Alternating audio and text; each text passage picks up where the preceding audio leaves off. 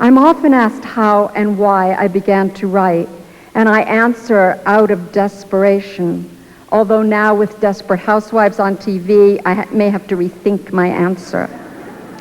I was physically sick with one exotic illness after another in those years, but once I started to write, all my illnesses magically disappeared. I'd found an outlet for all that emotion, all that angst. Writing saved my life, and it changed it forever. When my first manuscript was returned with a letter of rejection, I hid in my closet and cried. Does not win in competition with others was the reason checked off on the rejection form. I discovered rejection hurts. It can even be humiliating, but it doesn't kill you. You still eat your supper, you bathe your kids, you go to sleep and get up again the next morning. Rejection only made me more determined. I stopped crying in my closet. I didn't know anyone who wrote or anyone who had ever written. I didn't know anyone even remotely connected to the world of publishing.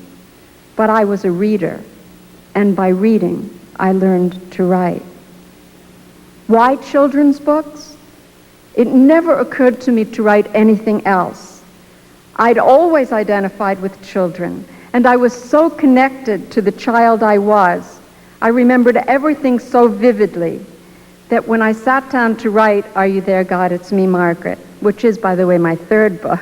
We'll forget the first two. Margaret spilled out spontaneously.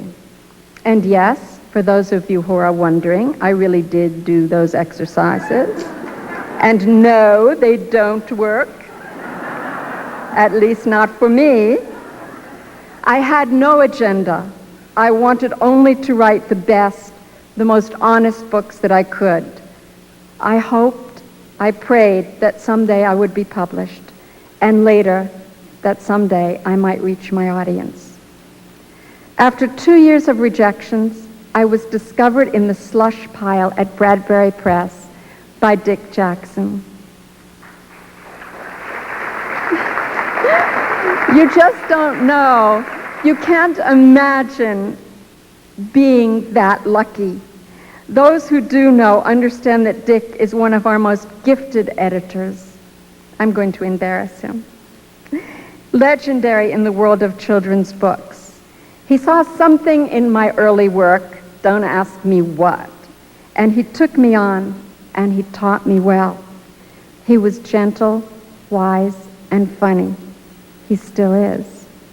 Dick, thank you for being here with me tonight, and thank you for believing in me all those years ago. I was in a hurry in those days. Life in my family was short. I grew up sitting Shiva. Shaped by death, I was alternately fascinated, terrified, and consumed by the ultimate ending. Like my mother in her later years, who on the day she finished knitting one sweater started another, sure that God would not take her in the middle of a sleeve, as soon as I finished one book, I started the next.